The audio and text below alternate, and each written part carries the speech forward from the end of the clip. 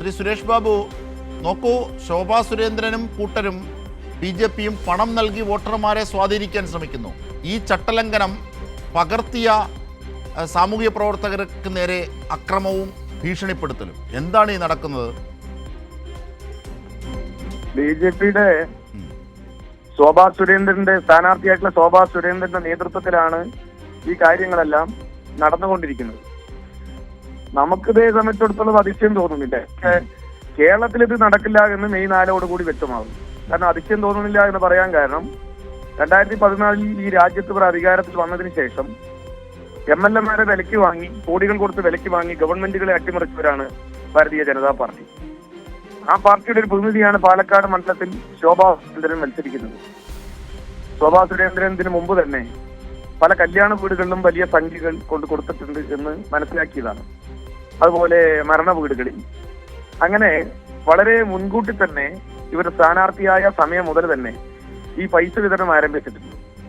പൈസ വിതരണം മാത്രമല്ല, ചിലയിടങ്ങളിലെല്ലാം ഇടതുപക്ഷ ജനാധിപത്യ മുന്നണി പ്രവർത്തകർക്ക് നേരെ കയ്യൂക്കും നടത്താൻ ശ്രമിച്ചു.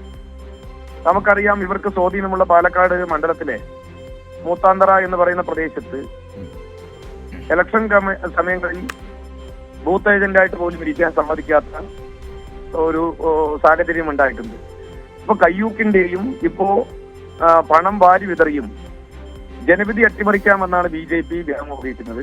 ആ മോഹമൊന്നും പാലക്കാട് മണ്ഡലത്തിലെ ജനത അംഗീകരിച്ചു കൊടുക്കില്ല. പിന്നെ BJP ഇതും ചെയ്യും, ഇതിന്റെ അപ്പുറം ചെയ്യുമെന്ന് കേരളത്തിലെ ജനങ്ങൾക്ക് ബോധ്യമുള്ളത് കൊണ്ട് ഇതൊന്നും കേരളം അംഗീകരിക്കില്ല എന്ന് മെയ് 4 കൂടി അവർക്ക് വ്യക്തമാവും. തീർച്ചയായും. ശ്രീ എൻ സുരേഷ് ബാബു, ഇത് യഥാർത്ഥത്തിൽ ജനാധിപത്യത്തെ കൊഞ്ഞണം കുത്തുന്നതാണ്, ചട്ടവിരുദ്ധമാണ്. മാത്രമല്ല, ഈ വീഡിയോ പകർത്തിയവർക്ക് നേരെ തട്ടിക്കയറുന്നു, ഭീഷണിപ്പെടുത്തുന്നു എന്നുള്ളതാണ്. അവർ നിയമ നടപടിയുമായി മുമ്പോട്ട് പോവുകയാണ്. ഇതിനെതിരെ രാഷ്ട്രീയമായും അല്ലെങ്കിൽ നിയമപരമായും കൂടി അവരെ സഹായിക്കേണ്ട ബാധ്യത മറ്റ് രാഷ്ട്രീയ പ്രസ്ഥാനങ്ങൾക്കും ഉണ്ട്. ഉറപ്പായിട്ടും അതില് ഇത്തരം കയ്യൂക്ക് കാണിക്കുന്ന BJPയെ നിലയ്ക്ക് നിർത്താനുള്ള നിയമപരമായ എല്ലാ മറ്റ് കാര്യങ്ങളിലും മുന്നോട്ട് പോകുക തന്നെ ചെയ്യും ഇടതുപക്ഷ ജനാധിപത്യം. നിയമപരമായും അതുപോലെ രാഷ്ട്രീയമായും ഈ കാര്യങ്ങൾ ജനങ്ങളുടെ ഇടയിൽ ഇനിയുള്ള സമയങ്ങളിൽ നല്ല പോലെ ഇവരുടെ നിലപാടും ഈ പറഞ്ഞ ഏറ്റവും തരംതാണ രൂപത്തിലുള്ള പണം വാരി വിതറിയും കയ്യൂക്കിന്റെ ബലത്തിലും ജനവിധി അട്ടിമറിക്കാനുള്ള ഇത്തരം തരംതാണ പ്രവൃത്തിയെ ജനങ്ങളുടെ മുമ്പിൽ തുറന്നു കാണിക്കും. നിയമപരമായി മുന്നോട്ട് പോണ കാര്യം ഇടതുപക്ഷ ജനാധിപത്യ മുന്നണിയുടെ നേതൃത്വമായി ആലോചിച്ച് സ്വന്തം നിലയ്ക്ക് പോകും. അതുപോലെ പടം ഈ പറയുന്ന ദൃശ്യം പകർത്തിയ ആളുകളെ സംരക്ഷിക്കാനുള്ള സംവിധാനവും ഇടതുപക്ഷ ജനാധിപത്യ മുന്നണി നൽകുകയും ചെയ്യും. Okay, very good. ഇനി ഒരു കാര്യം കൂടി, ഈ കണ്ണാടി മേഖല എന്ന് പറഞ്ഞാൽ CPIM അടക്കം ഇടതുപക്ഷത്തിന് വളരെ ശക്തിയുള്ള കേന്ദ്രമാണ്. ഇവിടങ്ങളിൽ ഉള്ള പ്രവർത്തനങ്ങളാണ് ഇപ്പോൾ കണ്ടുപിടിച്ചത്. പക്ഷേ പലയിടത്തും ഇങ്ങനെ അറിയാതെ എത്ര കണ്ട് പ്രവർത്തനം BJP ഇത്തരത്തിൽ ചട്ടവിരുദ്ധ നടത്തുന്നുണ്ടാകും? ശ്രീ എൻ സുരേഷ് ബാബു, അവരെ നമുക്ക് മനസ്സിലായത് മുൻകാലങ്ങളിൽ നമ്മൾ കണ്ടതാണ്. ആ ബൈ ഇലക്ഷനിൽ ഈ മറ്റു വീടുകളിൽ നിന്നും ഇവിടെ